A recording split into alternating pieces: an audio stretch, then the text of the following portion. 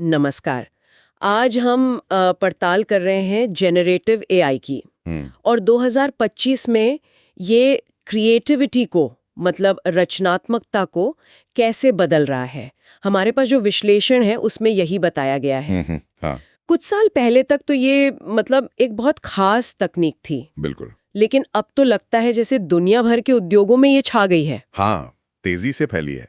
तो आज का मिशन है ये समझना कि आखिर ये है क्या और इतना प्रभावशाली क्यों बन गया है। हाँ, चलिए इस विषय की गहराइयों में उतरते हैं। हाँ, बिल्कुल। तो देखिए, आसान शब्दों में कहें तो जेनरेटिव एआई ये ऐसे सिस्टम है जो मौजूदा डेटा से सीखते हैं अच्छा, और फिर कुछ नया बना सकते हैं। जैसे टेक्स्ट लिख सकते हैं, तस्वीरें बना सकते हैं, संगीत या फिर कंप्यूटर कोड भी। अच्छा। मतलब ये सिर्फ डेटा को एनालाइज नहीं करता, बल्कि कुछ बनाता है। एग्जैक्टली ये उस पारंपरिक एआई से अलग है जो ज्यादातर भविष्यवाणी या क्या कहते हैं वर्गीकरण पर फोकस करता है। जेनरेटिव एआई वाकई में कुछ रचता है। ओके, इसके जाने माने उदाहरण तो सुने ही होंगे। जैसे टेक्स्ट के लिए जीपीटी, हाँ, जीपीटी। तस्वीरें बनाने के लिए डाल ई और स्टेबल डिफ्यूजन, हाँ, वो भी। संगीत के लिए जूक बॉक्स है और कोड लिखने में मदद करने वाला कोडेक्स। ये कुछ बड़े नाम हैं। और इनके पीछे की तकनीक वो भी थोड़ी अलग होगी। हाँ, बिल्कुल। इनके पीछे काफी उन्नत तकनीकें हैं, जैसे ट्रांसफॉर्मर्स, जो भाषा की बारीकियों को समझने में कमाल के हैं। फिर डिफ्यूजन मॉडल्स हैं, जो धीरे धीरे शोर से साफ तस्वीरें बनाते हैं। और GNANS भी हैं। मतलब ये सब मिलकर इसे इतना शक्तिशाली बनाते हैं। अच्छा, तो ये 2025 में इतना आम क्यों हो गया है? मतलब विश्लेषण कुछ वजह बताता है ना? हाँ, कई वजह हैं। पहली और शायद सबसे बड़ी वजह लगती है कि रचनात्मकता अब सबके लिए सुलभ हो गई है। हाँ, मतलब डेमोक्रेटाइजेशन ऑफ क्रिएटिविटी। हाँ, बिल्कुल सही। ये बहुत बड़ा पॉइंट है। पहले जहां शायद खास हुनर या महंगे सॉफ्टवेयर या साधनों की जरूरत थी, हाँ, अब कोई भी जिसके पास एक आइडिया है, वो मिड जर्नी, चैट जीपीटी जैसे उपकरणों से उसे हकीकत बना सकता है। सोचिए जरा, इससे कितने नए विचार और कितनी छिपी हुई प्रतिभा सामने आ सकती है। बिल्कुल, यही इसका बड़ा असर है। और दूसरी बात, विश्लेषण कहता है कि इससे काम करने की रफ्तार बहुत बढ़ गई है। प्रोडक्टिविटी, हाँ, प्रोडक्टिविटी बूस्ट।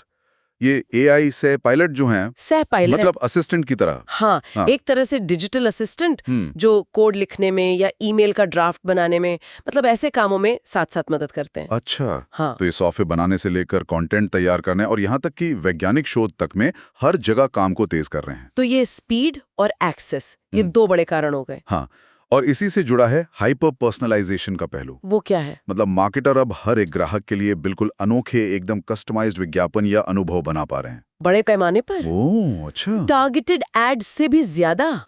हाँ, उससे भी ज्यादा व्यक्तिगत। और चौथा अहम बिंदु है, ये अलग अलग उद्योगों में नए प्रयोगों और खोजों को, मतलब इनोवेशन को बढ़ावा दे रहा है। इनोवेशन जैसे जैसे? जैसे दवा बनाने से लेकर आर्किटेक्चर तक हर जगह नई संभावनाएं खुल रही हैं। नए डिजाइन, नए मॉलिक्यूल्स, सब कुछ। तो ये प्रयोग असल में कहाँ-कहाँ हो रहे हैं? कुछ ठोस उदाहरण दे सकते हैं? हाँ, कई क्षेत्रों में इसका असर दिख रहा है, जैसे डिजाइन और कला की दुनिया में। अब किसी नए कॉन्सेप्ट की तस्वीरें, मान दीजिए कोई कार डिजाइन करनी है या किसी उत्पाद का शुरुआती मॉडल, वो मिनटों में तैयार हो सकता है। अच्छा, पहले इसमें हफ्ते लगते होंगे। हाँ, बिल्कुल।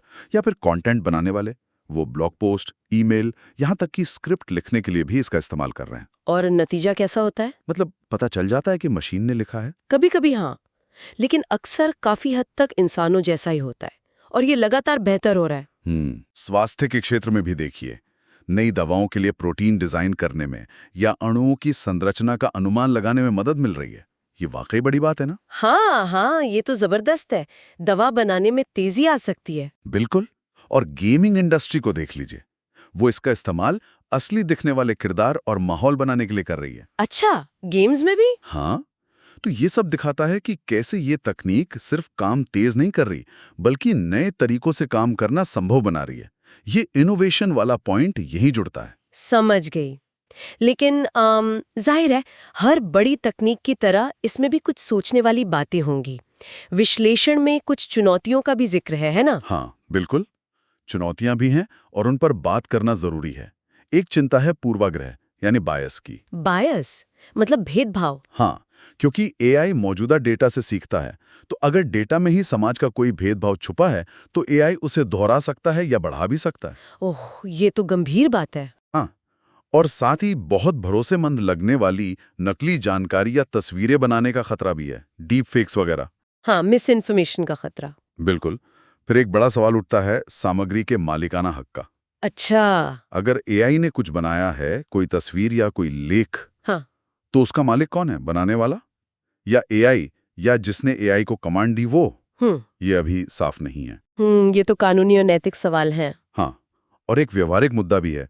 इन बड़े बड़े मॉडल्स को ट्रेनिंग देने में बहुत ज्यादा कंप्यूटिंग पावर और ऊर्जा लगती है। मतलब एनवायरनमेंट पर असर? हाँ, उसका भी पहलू है। तो ये कुछ मुख्य चुनौतियां हैं जिन पर ध्यान देना जरूरी बताया गया है। ये समझना जरूरी है कि ये चुनौतियां भी इसके साथ जुड़ी हुई है, इनसे निपटना होगा। हाँ, और जैसे जैसे ये तकनीक और फैलेगी, हाँ। इन नैतिक और व्यवहारिक सवालों के हल ढूंढना उतना ही जरूरी होता जाएगा। ये सिर्फ तकनीकी तरक्की का मामला नहीं है, बल्कि समाज पर इसके असर को सही दिशा देने का भी सवाल है। तो कुल मिलाकर इस विश्लेषण से क्या मुख्य बात निकलती है, मतलब टेक अवे क्या है? सबसे बड़ी बात शायद ये है कि जनरेटिव एआई अब कोई एक्सपेरिमेंट या भविष्य की चीज नहीं रही। अच्छा। ये आज रचनाकारों, कारोबारों और शोधकर्ताओं के लिए एक जरूरी औजार बन चुका है, एक टूल। तो सवाल अब ये नहीं कि क्या इसका इस्तेमाल होगा। नहीं, सवाल अब ये है कि इसकी असली ताकत को अनलॉक करने के लिए इसे कैसे इस्तेमाल किया जाएगा, समझदारी से, जिम्मेदारी से। विश्लेषण में 2030 का कुछ अनुमान भी है। हाँ, एक अनुमान है कि 2030 तक दुनिया भर में लगभग आधे क्रिएटिव कामों में, मतलब 50% वर्कफ्लो में, ये किसी न किसी रूप में शामिल होगा। 50%? ये तो बहुत ज्यादा है। हाँ, लेकिन अहम बात यह है, और विश्लेषण भी यही कहता है, कि ये रचनात्मकता की जगह नहीं ले रहा है। अच्छा। बल्कि उसे नए पंख दे रहा है, उसे बढ़ा रहा है, मतलब ऑगमेंट कर रहा है, रिप्लेस नहीं। तो ये इंसान प्लस मशीन वाली बात हो गई। बिल्कुल। और यहीं पर एक दिलचस्प सवाल खड़ा होता है। क्या? विश्लेषण के अंत में भी एक तरह से यही पूछा गया है कि क्या हम एआई के साथ मिलकर रचने के लिए, मतलब सह-निर्माण के लिए तैयार हैं?